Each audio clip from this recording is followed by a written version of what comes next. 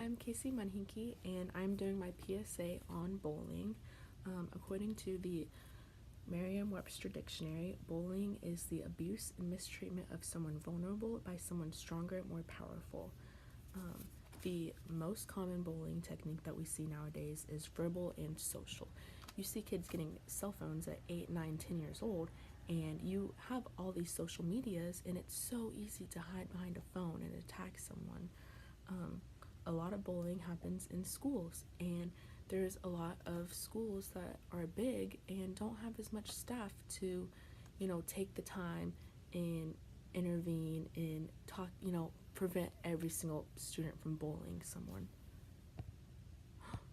Oh, I thought I lost it. I was gonna be so mad. Okay. Um, Sorry. Some contributions to bullying is low self-esteem issues. You see kids that um, are jealous of their peers, and like, especially in young girls, they get very jealous and they see that some girls are prettier than them, or better at sports than them, and so to make themselves feel better, they attack them and tear that person down, not realizing that the damage that they're doing to that person. um, and you see a lot of times, you never know what a kid has at home. You never know their home life, and sometimes they might be getting bullied at home, and so the only way they know how to treat someone is to bully them, and they don't know that kindness and respect to have. And so to prevent them from getting bullied at school as well and home, they're bullying other kids.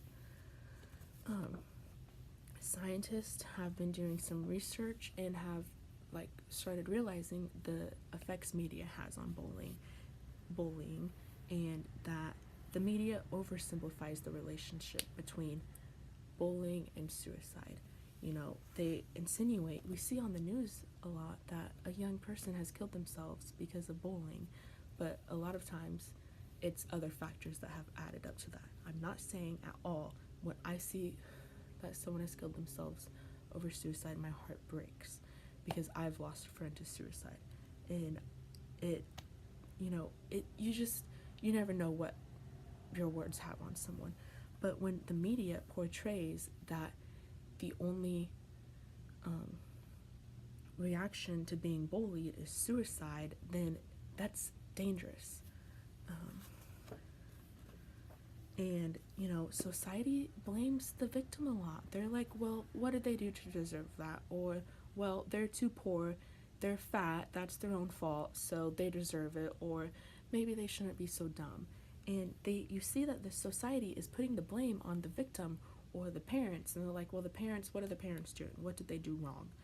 But you don't understand that there's so many factors that go into bullying, and you can't, I'm not defending any bullies, but at some point you've got to look at what's going on with the person bullying them and what's going on with the person being bullied.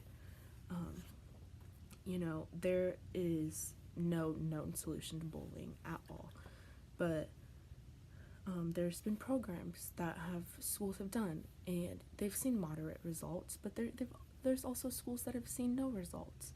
And so it's like, what do we do? After a while you feel like you've done everything. But I believe that, it starts at home, and it starts with the families, and the parents need to make sure that their kids know that they have open communication, and that they can talk to them about anything, and that to talk to someone if they have seen bullying. Because according to I say that every time, gosh darn it, um, stopbullying.gov, um, where's it at? Oh, sorry, my cards are out of order. Um, Bystanders who intervene make a huge difference, and if when intervening bullying, the bullying stops in 10 seconds, 57% of the time. And I just think it's important that adults don't turn a blind eye, and they're like, well, I don't want to get involved, it's not my place. That's no, the community needs to come together, and the schools need to come together and have open resources for people to talk to if they are being bullied, so that suicide is not so they know suicide's not the only option. They need to talk to the parents, and the parents need to also sometimes be open to the idea that maybe their kid is the one bullying them. You see parents turn a blind eye, and they're like, my kid could never do that, that's not my kid. No, your kid must be doing something wrong. In most of the cases, it's not.